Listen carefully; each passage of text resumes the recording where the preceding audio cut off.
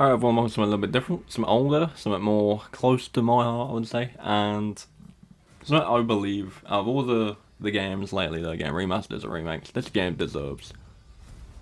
It just deserves a remake or a new game in the series at least, and that is F.E.A.R, as you can probably tell from the title and thumbnail. F.E.A.R 1 specifically. F.E.A.R 2 and 3 aren't terrible games, but 1 is just kind of like the staple. Like 1 is just the best one. It didn't go downhill, so to speak, but they just changed so much that they were very different from the original. Second one is the closest to the original, closer to the original, I should say. But the things that made the first one good are kind of like just set pieces in the second one, and the characters kind of change, which is fine. I mean, I don't have a problem with the characters changing. New characters is great, but the setup for the story and the gameplay in the first one is so much more superior over the sequels that we're just going to cover the first one, and we're going to go over what makes it good, what makes the game good, the story, how you play the game, how you feel playing the game, and just stuff like that, and why I think that Monolith should really look back at this series and go, you know what, let's make a new game, or let's reboot it, or let's remake it. You know, one of those things has to be done. They can't just leave it. Because at the end of the day, little thing, could be nothing, could be something. If you go to their Twitter page, like Monolith Studios, F.E.A.R is like one of the headline pictures on there. Like, its Alma is like the second face you'll see if you look at their Twitter header. Like, so they clearly like advertising that game and showing it off so that they made that, because this game deserves so much more attention than what it gets. But without further ado, let's get into how I feel about the game and how I feel about the gameplay. Let me know if you like F.E.A.R as much as me, or if you prefer a different entry in the series, or maybe you don't like F.E.A.R at all, and that's fine. But maybe you never played it. So it's a good introduction to people who haven't played it and people who haven't played it in a while. And without further ado, let's jump into it and see what it's all about. Alright, so to give you a brief idea of the story, you are part of a special group of soldiers called the First Encounter Assault Recon, F.E.A.R, you know, abbreviated. And you are sent to investigate some killings that have happened from a guy called Fedel. He's kind of a mental dude. So you go find out what's going on and what he's doing, and it turns out to be a little bit more than you would first anticipate. And it turns out your character, goes by the name of Point Man, is a lot more involved in what is going on than he first thought. So I don't want to get into too many details of the story, but your character is very heavily connected with everything that's going on. Of course, everything going on is primarily from the source of all of this like chaos that's going on, and that is the character that everyone knows, called Alma Wade. Alma Wade is the main enemy, kind of, you could say, in the series. She was experimented on harshly throughout life, and has kind of like developed this telekinetic powers to kind of manipulate people and make them do things or see things they don't want to do or see. And she's quite powerful, as you see earlier. Like, she walks up to these two dudes and they just burst into skeletons. Like, they're dead immediately. She is not to be messed with. And, you know, anytime you see her in the game, you'll run away, or it's a spooky set piece. So, she's around a lot. They develop on it more in the second game about what happened to her and what she's planning on doing. And then the third game does feel like it rounds out quite a bit, I would say, depending on what ending you get. I don't know which one is canon. I honestly couldn't tell you which one is canon, but there is 2 endings to 3. But we're talking about the first game now. We'll talk about the first game now. If anyone wants me to talk about the second one or third one in the future, then do let me know, because I'm more than happy to talk about those games, because I do find some good points in them. But I don't want to go too far into the story, because this game is still heavily available to play. So if anyone wants to still play the game who never has, it is on Xbox through Game Pass or Back Compat, I believe. It's on PS Now. The first game is on PS Now. Only the first game, but that's good because that's what we're talking about. And then obviously PC they're all on Steam. You can buy them on Steam at any point. I actually own the first game on Steam with the DLC, and I've played it through again quite recently, so kind of fresh in my mind. But now we'll talk about story and, you know, how you can get hold of the game. Not sponsored. I'm just saying you can go out and buy this game anytime you want. We're going to talk about the gameplay now. So the gameplay, Point Man is introduced as a soldier who has very high reflex capabilities. Like, he has high reflexes. You know what reflexes are, you know, when something drops, you catch it really fast. This guy has, like, super good reflexes, and that is portrayed in the game in the set piece combat areas where while you're fighting, you can activate slow motion. Obviously, that would imply that he's moving super fast and they're moving super slow.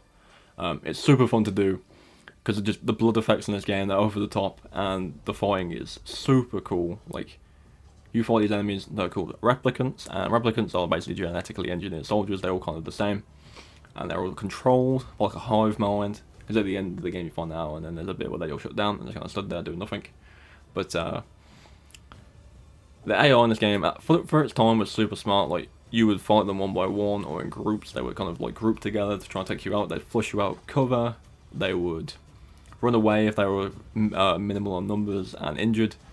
It was all super cool things that you see in a lot of modern games nowadays, but it was so early on and it's so ahead of its time with the AI. It was just super fun. I mean, obviously it's an old game, so some things that AI would do weren't exactly the best thing ever made, but they peek around corners and everything, and it was super cool for its time. And I played it quite a long time after it came out originally, because I remember seeing it once, way back when I was younger.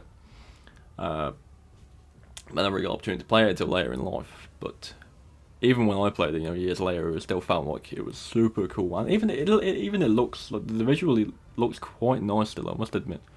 But the gameplay is a solid one. It kind of blends the spooks and the combat in like a sequence.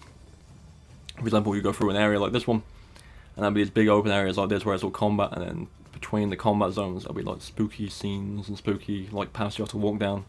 You're completely safe from combat in those because obviously it's trying to develop the paranormal, supernatural elements that are going on in the game. But they're really well done. Some of them are really good. Some of them are just jump scares, which is obviously, it's not a bad thing, but they're not predictable either sometimes. Obviously on multiple playthroughs you can't know what's coming, but some of them can be really cool. For example, there's a bit where you jump down the ladder, and as you climb onto the ladder and go down, almost at the top, and then when you get to the bottom and turn around, someone's at the bottom, and it just kind of like fades through you, and it's unexpected, to say the least. But I think the horror in this game is super well done. They do kind of add on to it in the second one. They add a bit more of physical beings into the horror sections that can hunt you down, but doesn't really compare to the think something's going to happen but doesn't element from the first game. And the DLC. The DLC of the first game, a lot of it is not really necessarily, it's not really, I think that one of the DLC expansions, I don't remember which one it is specifically, but it's not canon at all. It's just, it changes things throughout the game and throughout the events in the main story, which you can kind of ignore, but then eventually in the end they do kind of make it like necessary to the sequels. But some of the DLC is argued not to be that great, but you're not really playing it for the DLC, you're playing it for the main story, and that is the key part of this game for sure. Speaking of the combat, the weapons in this game are ridiculously fun. There is the standard assault rifle and pistols. There's a shotgun that feels so good in the slow motion sequences. There is like a rail gun, like it nails people to the wall. Super cool. And then there's also like I don't remember what it's called. I honestly can't think of the name, but essentially you shoot out someone and they just turn into skeletons, and it's super cool. It's really powerful, especially with fighting some of the harder enemies to get introduced later on, and some of the faster moving enemies to get introduced later on. It's super beneficial with slow motion, so they're definitely, it runs at such a good pace that it feels like just when you're about to get bored of finding the same kind of enemies over and over again, the same type of rooms, it just ups it by one, and it's just, it keeps you on your toes, I would definitely say that. And the arenas you actually fight in, they all kind of look similar, but they're all super different, and they all really lay down nicely for combat. Loads of windows, loads of cover, ammo and health packs scattered around just to kind of keep you in the fight. And that's definitely necessary for some of the hard difficulties, because if you play this game on extreme, I believe the hardest difficulty in this game is extreme, because the AI is so like snappy and so accurate and so focused on killing you, you are going to get 2 hit. Like, armor and health packs are so necessary for those hard difficulties that it's so difficult to survive without them. So that they're around, you have to kind of pay attention to when you use them, because holy crap, does extreme difficulty go some places, because it is not the easiest thing in the world. Definitely one of the more fun hard difficulties I've played in the game. I would love to be able to play the game on a video again, but unfortunately I don't have access to it. This is gameplay I have saved from my computer, so it's all on PC, and I just don't have the means to record the commentary and some gameplay through my computer, so that's a damn shame. But hey, you never know, maybe they'll even port the game to the console again, like not PS Now, like an actual downloadable version of the game, and I'll play it to death again. But yeah, I believe the game either seriously needs more attention, whether that is another game in the series, a port, just a simple port to newer consoles, or a remake of the first one, or even a reboot of the series completely. Because obviously the Alma story in 3, essentially, if the ending is correct, does kind of end, but they could always reboot it and make it more scary, make it more combat focused, do what they want with it. But the game series as a whole needs more attention. Unless I know I'm thinking about the game that I know of is there was an online game called F.E.A.R. Online. I managed to play it briefly before it got shut down. It wasn't the best, but it was honestly quite fun.